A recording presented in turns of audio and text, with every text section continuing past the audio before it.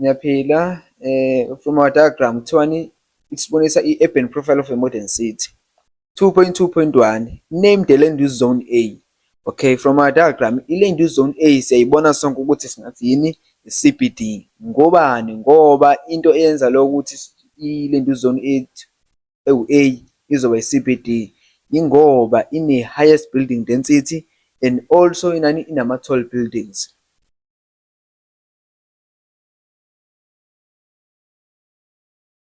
.2 identify land use zone E. Land use zone E wethu yini i-rural urban fringe. Ngobani? Ngoba u-rural urban fringe ileyo ndawo leyo ehlukanisa in between the rural areas and the urban areas.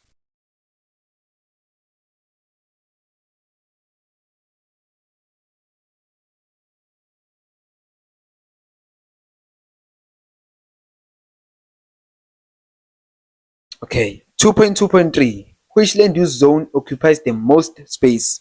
Okay, masibuka kwi-diagram yethu i-land use zone e-occupy the most space yini i-residential areas. Ngobani u-residential areas siyamthola ku-D, siphinde simthole ku-C, siphinde simthole futhi naku-right wethu. Okusho ukuthini? Okusho ukuthi i-land use zone e-occupy i-space esiningi ukudlula lawa amanye yini i-residential.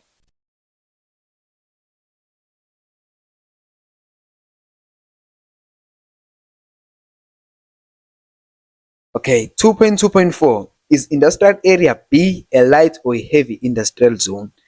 Okay, kwi-industrial area B singasho ukuthi uyini uyi-heavy industrial zone because it is found on the outskirts of the CBD and also etholakala nje kwi-outskirts of the CBD would require bani a larger space of land. Ingakho sothini? Ingakho sothi i-industrial area B i-heavy industrial zone.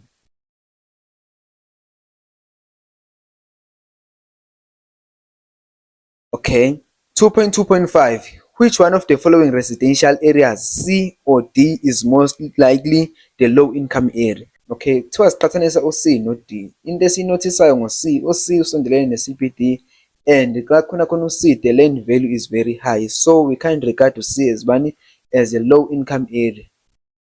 This is why sothi ubani u-D okuwubani okuyiyena i-low income area. Okay. 2.2.6 why land use zone F is regarded as the transition zone? The reason why land use zone F is regarded as the transition zone, it is because land use zone F it is a zone of change. Noma sothi uzone F ile zone lena kwenzekani, it is a zone that is found closer to the CBD. Okay, the only reason is sothi ubani land use zone F it is the transition zone. 2.2.7 which land use zone has the highest building density? Okay, now I think it is obvious ngoba i-land use zone ene-highest building density lana siyayibona ukuthi ubani CBD okuwubani oku-A. Siyabonga ukubuka ividiyo, sicela nisubscribe nitshele nabanye.